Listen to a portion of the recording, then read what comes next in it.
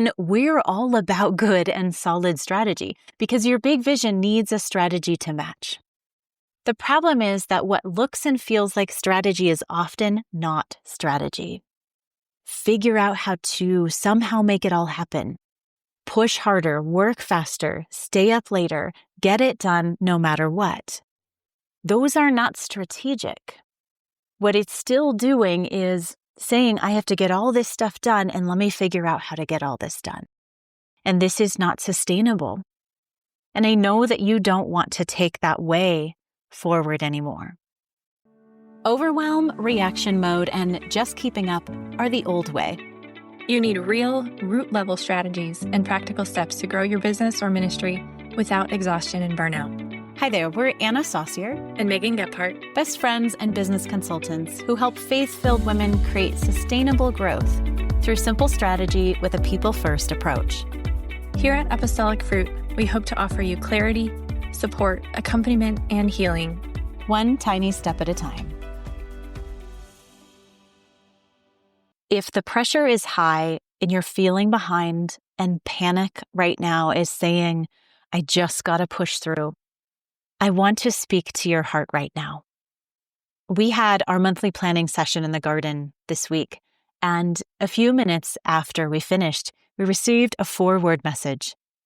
Wow, I can breathe. My friend, that's why we do what we do. So many people, and maybe you too, are moving through the day barely breathing, with your jaw tight, maybe a sore head, neck clenched, tired shoulders. Because when you're in a season of pressure and overwhelm and way too much on your plate, in the swirl of so much to do and not enough capacity to do it all, I know that the default instinct is to strategize your way through it.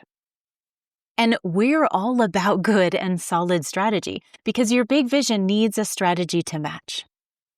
The problem is that what looks and feels like strategy is often not strategy. Figure out how to somehow make it all happen.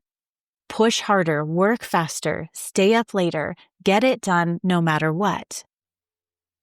Those are not strategic. What it's still doing is saying, I have to get all this stuff done and let me figure out how to get all this done. And this is not sustainable. And I know that you don't want to take that way forward anymore. So here's what we're inviting you to do, especially in these places if you're feeling the overwhelm of everything happening in the world or around you, other people's emotions, all of these very real things that are external to you, and you are still in it trying to move forward with your vision and your really important work. There's a lot going on and it's moving very quickly. And the way that we approach continuing to move forward in those kinds of circumstances, the way that you maybe have traditionally done it in the past is not working anymore. We invite you into a different awareness, into asking different questions, into a different process of unlearning and relearning over and over again. A process we're constantly practicing with ourselves and with our clients. So when this panic, when you're feeling the anxiety, the urgency, the overwhelm, the scarcity, or that gotta figure it out now pressure, if and when you're feeling that, the answer is not to push harder. And I know that message has come from so many different directions, maybe in the past. Maybe as a child, from parents or teachers, just try harder, right? Maybe from coaches in sports, maybe from business coaches as you've been an adult and are just trying to get there. But the answer is not to push harder. The answer is not to find a different productivity hack. The answer is not to force yourself to focus harder and bang out more. Or even constantly asking, how can I just get it all done? Okay? That's the question that leads to the strategy that's not really a strategy. How can I just get it all done? That's a question that almost always has an exhausting answer. Yeah? If you really want to experience this differently, your relationship with your work and leading in it, it has to be done from a different approach. what this looks like is giving yourself permission to pause and get honest about what actually matters right now and whether this is working or not. We need to reorient, to simplify, to reset expectations, and untangle the web of should that's clouding your thinking. I want to give you a 3-part strategic approach right now to this. If you're in it, if you're feeling it, here's what you can do. It's countercultural, so invitation to listen with new ears. So first, when the panic begins to rise, we pause and reassess whatever plan or whatever trajectory you're operating from. We reassess the plan, not to abandon the plan, to revisit it, to look at it again. What are we assuming has to get done? And what else could be true? What might need to shift right now?